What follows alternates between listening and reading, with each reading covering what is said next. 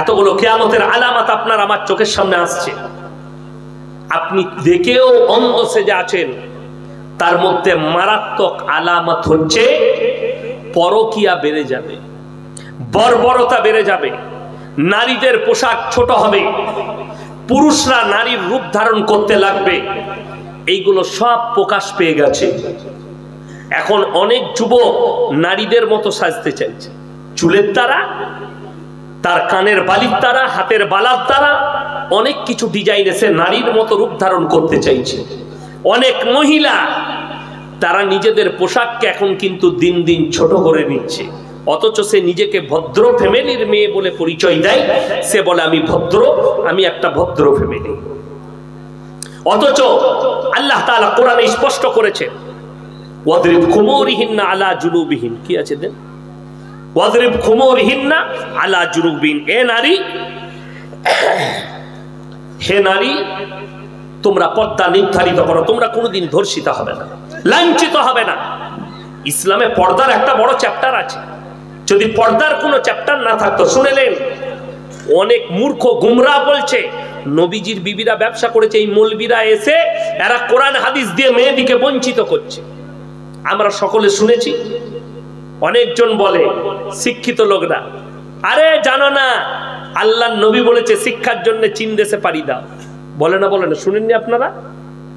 কোন বাপের বেটা যদি এই হাদিসটা বুখারী, তিরমিজি, আবু দাউদ, ইবনে মাজাহ, নাসাই শরীফ কোন জায়গা থেকে বার করে নিয়ে আসুন, আমি ইয়াসিন জীবন আর বক্তব্য দেব না। এটা নবীজির উপরে তহমত। এ কথা নবীজি বলেননি, নবীজির ভাষা নয়, এটা অপব্যাখ্যা করা হয়েছে হাদিসের। নবীজি যেটা বলেছেন, প্রত্যেকটা মুসলমান নরনারীর জন্য দ্বীনি শিক্ষা অর্জন করা ফরজ। নবীজি এই কথাটা বলেছে, এইটা সহিহ হাদিস। প্রত্যেকটা মুসলমান নরনারীর জন্য নারীদের পদ্ধতি, তারা পর্দার মধ্যে থেকে তারা কি করবে, শিক্ষা অর্জন করবে। আমি সেদিনে মালদায় বলেছি, 100টা চাকরিজীবী মেয়ে যারা চাকরি করে, 100টার মধ্যে 90টা মেয়ের দাম্পত্য জীবন সুখী নয়, তাদের স্বামীরা সুখী নয়। 100টার মধ্যে কটা বললাম? 90টা যাদের স্ত্রীরা চাকরি করে তাদের দাম্পত্য জীবন সুখী নয়। হয় স্বামীকে জামা কাচতে হয়, ভাত খসিয়ে খেতে হয়, কেউ কি রান্না করে খেতে হয়, বউ 9টায় বেরিয়ে যায় চাকরিতে। কোন মুফতি যদি এখানে এসে ফতোয়া দেয় যে একটা মেয়ে সে আমভাবে গিয়ে চাকরি করবে যে কোনো স্কুল কলেজে, আমি সেই মুফতির জুতোর মালাটা পরে নেবো ইনশাআল্লাহ। আজকে আমি ডাইরেক্ট ক্যামেরার সামনে বললাম। আমার পরে আসছে একজন, আসবে মুফতি আব্দুর রশিদ সাহেব, আমার বন্ধু মানুষ। মুফতি আব্দুল ওয়াহিদ সাহেব আছে, দুজন আমার পরে মুফতি আছে। এনারা যদি আমার পরে কেউ ফতোয়া দেয় ইয়াসিন ভুল বলেছে, মেয়েরা আমভাবে চাকরি করতে পাবে, মরদ মেয়ে একসাথে, আমি আর জীবনে সমাজের বুকে বক্তব্য দেবো না কাল থেকে ইনশাআল্লাহ। চ্যালেঞ্জ এটা। অথচ আমরা ফতোয়া দিতে পারছি না কেন? এই কম মেনে নিবে না। আজকে শুনেলেন কিয়ামতের আলামতের মধ্যে মারাত্মক আলামত। যারা আমার বাপের বয়সী আছেন তারা শুনে যান। এমন একটা যুগ ছিল, আমার এই বাপ চাচারা মিথ্যা কথা বলতে ভয় খেত, পাপ হবে বলে। আজকে এমন একটা যুগ এসছে, আমরা সত্য কথা বলতে ভয় খাচ্ছি, কেউ কলারটা টিপে ধরবে বলে। আপনি অবাক হবেন। আমি আপনাদেরকে সামান্য একটা দলিল দিচ্ছি। আপনাদের নোয়াদা বাজারে, যদি বেলডাঙ্গা বাজারে কোনো গরিবের ছেলে খেতে পায় না, ভিক্ষা করে খায়, গরিব এতিম লোকের কাছে চেয়ে মেঙে খায়, সে যদি কোনো রকম কারুর পকেট থেকে 10 টাকা চুরি করে আর যদি ধরা পড়ে যায়, তাকে গাছে বেঁধে পিটায়। ঠিক বললাম না? এটা চোর, চুরি করেছে। দেখে না, সে পেটের দায়ে চুরি করেছে 10টি টাকা, তাকে দিবার কেউ নেই, সেদিনে পয়সা পাইনি, তাই সে লোকের পকেট থেকে 10 টাকা চুরি করেছে। তাকে বুঝাতে পারি না, ওইটা চোর হয়ে গেল। তাকে গাছে বেঁধে সমাজের লোক পিটায় চোর বলে, দোকানে বেঁধে পিটায়। অথচ যারা কওমের হাজার হাজার লাখ লাখ টাকা চুরি করে, তাদেরকে আমরা স্টেজে ডেকে তাদেরকে সম্মান দিই, ফুলের মালা পরাই আর বলি এরা সমাজসেবী। এটা কিয়ামতের মারাত্মক আলামত। চোররা সম্মান পাবে আর জ্ঞানীরা তিরস্কৃত হবে। এই যে স্টেজ দেখছেন, আজকে ইয়াসিনকে দেখছেন, আজকে মুফতি আব্দুর রশিদকে দেখছেন, আজকে একটা আলেমকে দেখছেন, কিয়ামতের পূর্বে এই স্টেজগুলোর ওপরে এসে মূর্খরা বয়ান করবে, অশিক্ষিতরা যাদের কাছে ইলম কালাম থাকবে না, একটা ইবারত পড়ার ক্ষমতা থাকবে না, কোরআনটা শুদ্ধ করে পড়তে পারবে না, তারা এসে মানুষের কাছে কোরআনের আর হাদিসের অপব্যাখ্যা করবে, আর মানুষরা মনে করবে এরাই হচ্ছে সমাজের সবথেকে বড় স্কলার। এটা কিয়ামতের আলামত। হযরতে হোসেন আহমদ মাদানী সাহেব রহমতুল্লাহ আলাইহি মৃত্যুর আগে দারুল দেওবন্দের শেখুল হাদিস হযরতে শেখ পালনপুরি রহমতুল্লাহ আলাইহি, সাইদ সাহেব পালনপুরি রহমতুল্লাহ আলাইহি, তিনি গুজরাটে একটা বক্তব্য দিয়েছিলেন যে কিয়ামত से पहले जब आलिमों की कदर कम हो जाएगी, अल्लाह इल्म से पहले आलिमों, बड़े बड़े आलिमों को उठा लेंगे। যখন মানুষ আলেম দিকে অসম্মান করবে আর মূর্খকে স্টেজে বসাবে, আল্লাহ ইলমের থেকে আগে বড় বড় আলেম দিকে দুনিয়া থেকে তুলে নেবেন। আজকে সেটাই হয়েছে।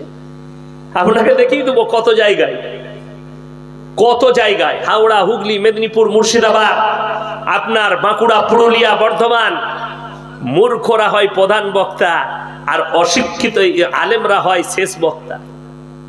কিয়ামতের আলামত এটা, অন্য কিচ্ছু নয়। আল্লাহ হেফাজত করুক এই সমাজকে। যারা ইলম, আপনি বলুন তো, একটা গ্রামের মূর্খ ছেলে সে যদি দুটো বই পড়ে নিয়ে সে যদি স্কুলে গিয়ে বলে মাস্টারের জায়গায় আমি পড়াবো, সরকার কি তাকে পড়াতে দেবে? কথা বলেন, পড়াতে দেবে না। আপনি কি করে একটা মূর্খকে দেখে তার কাছ থেকে দিন শিক্ষা করছেন, তার কাছ থেকে ইলম নিচ্ছেন? হ্যাঁ, সে যদি কোনো আলেমের নকল করে আপনি নিতে পারেন, সে যদি কোনো আলেমের হুবাহুব সে বললে কোরআনে আছে কি আউজ বিল্লাহি মিনাশ শাইতানির রাজিম, मैं पनाह मांगता हूं शैतान से, সেটা বলতে পারে মানুষের কাছে। সে শুনে গেল একটা মৌলবীর কাছে সুদ খাওয়া হারাম, সে বলতে পারে, কিন্তু সে কি বলে দিচ্ছে? সুদ যদি কেউ খায় জীবনে আর জান্নাতে যাবে না, সে জাহান্নামে চলে গেল। যা সালা, কোথা থেকে পেলি? সে তার ব্রেন থেকে বলছে। কেন? তার কাছে কোরআন হাদিসের জ্ঞান নেই। আরে ভাই, কোন মানুষ যদি পাপের সাগরে ডুবে যায়, কোন সাগরে বললাম? পাপের সাগরে। কোরআন শুনেলেন, কেন এটা বলে দিলে যে সুদ খেয়েছে সে যদি ক্ষমা চায় আর ক্ষমা হবে না, সে জাহান্নামে যাবে। এই লোকটা বিড়ি খেয়েছে, ইয়ার জিন্দেগিতে জান্নাতে যাবে না, জাহান্নামে যাবে। এই লোকটা গাঁজা খেয়েছে, এই ইস্তেগফার করার পরও আর জান্নাতে যাবে না। যেহেতু তার কাছে ইলম কালাম নাই, কোরআন হাদিসের জ্ঞান নেই, কোরআনের ব্যাখ্যা বিশ্লেষণ জানে না, অথচ কোরআনে স্পষ্ট আছে সূরা ফুরকান, ইল্লা মান তাবা ওয়া আমানা ওয়া আমিলা আমালান সালিহা ফাউলাইকা ইউবাদদিলুল্লাহু সাইয়্যাতিহিম হাসানাত ওয়া কানাল্লাহু গফুরুর রহিমা। যারা তওবা করার মতো তওবা করবে, যারা আল্লাহকে বিশ্বাসের মতো বিশ্বাস করবে, তারা যদি পাহাড়ের মতো গুনাহ করে নেয় আর আল্লাহর কাছে ক্ষমা চায়, আল্লাহ এত বড় দয়াবান, তাদের পাহাড়ের মতো গুনাহগুলো ক্ষমা করে আল্লাহ অতটাই নেকি দান করবেন। জোরে বলুন সুবহানাল্লাহ। যেমন একটা অমুসলিম ব্যক্তি, সে সারা জীবন আল্লাহ বাদ দিয়ে অপরের উপাসনা করেছে, কিন্তু সে যখন কালমা পড়ে মুসলমান হলো, আল্লাহর কসম হাদিস আর কোরআন বলছে তার বিগত জীবনে সব গুনাহ মাফ করে দিলেন, আল্লাহ তাআলা অতটাই নেকি দিয়ে দিবেন। জোরে বলুন সুবহানাল্লাহ। খালি আল্লাহকে বিশ্বাস করার জন্য তার সব গুনাহ মাফ। আপনি ভুলবশত জিনা করে ফেলেছেন, আপনি জানতেন না আপনার দ্বারা জিনা হয়ে গেছে, কোন নারীর সঙ্গে মিলামিশা করে ফেলেছেন, আপনি সেই নারীর কাছে ক্ষমা চান, নারী আপনার কাছে ক্ষমা চাইবে এবং আল্লাহর কাছে কেঁদে কেঁদে ক্ষমা চাইবেন, আল্লাহ আমি অপরাধী। আল্লাহর কসম করে বলছি, আল্লাহ ওয়াদা করেছেন আল্লাহ ক্ষমা করবেন। বান্দা গুনাহ করতে ভালোবাসে, আমি আল্লাহ ক্ষমা করতে ভালোবাসি। সবাই পাপ হয়ে গেলে আল্লাহর কাছে ক্ষমা চাইবেন। জোরে বলুন ইনশাআল্লাহ।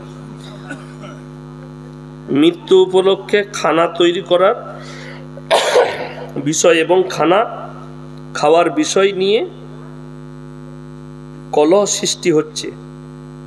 খানা তৈরি করা এবং খানা খাওয়া যাবে কিনা এই বিষয়ে দলিল ভিত্তিক আলোচনা করলে আমরা উপকৃত হব।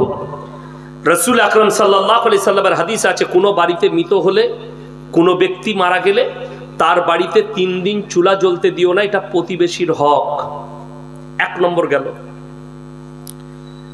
অনেকজন বলবেন নবীজির জামানায় কোনো ব্যক্তি মারা গেলে তার বাড়িতে খানা রান্না হতো না, কথাটা ঠিক।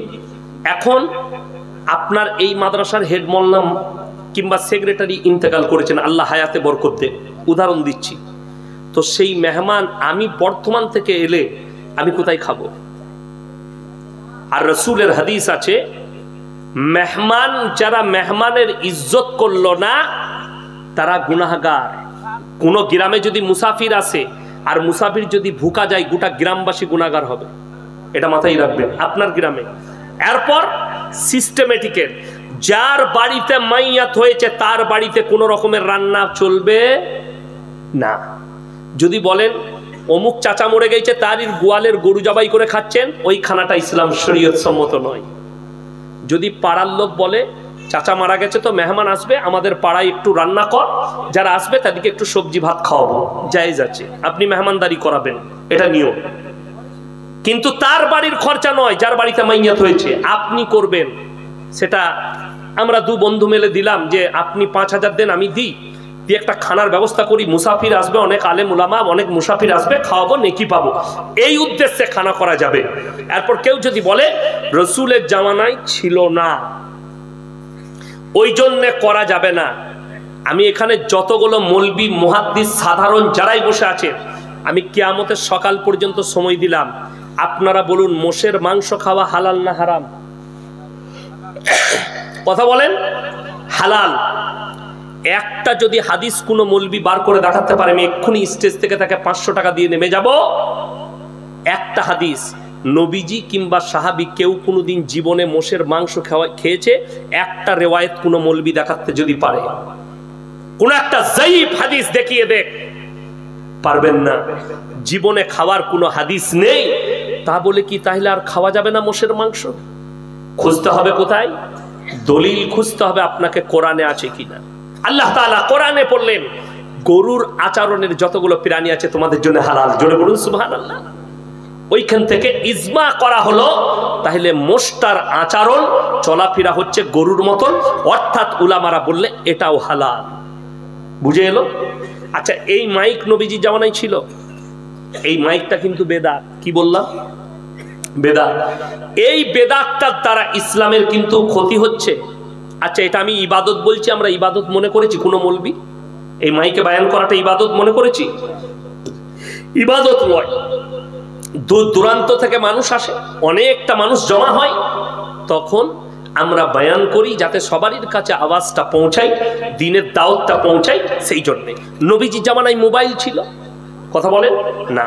এক জামানায় আমাদের অনেক মৌলবীরা ফতোয়া দিয়েছে সোশ্যাল মিডিয়া ইউজ করা যাবে না। আজকে একটা বদ্দিনের কাছে এই নাজিয়া ইলাই খান বলে মেয়েটা আমাকে গালি দিয়েছে, তাকে আমি উত্তর কোথায়, তার বাড়িতে দেবো না সোশ্যাল মিডিয়ায় দেবো? সে তো সোশ্যাল মিডিয়ায় দিয়েছে, কথা বুঝতে পারেননি? সে গালটা কোথায় দিয়েছে? আমাকে মিডিয়ার সামনে দিয়েছে।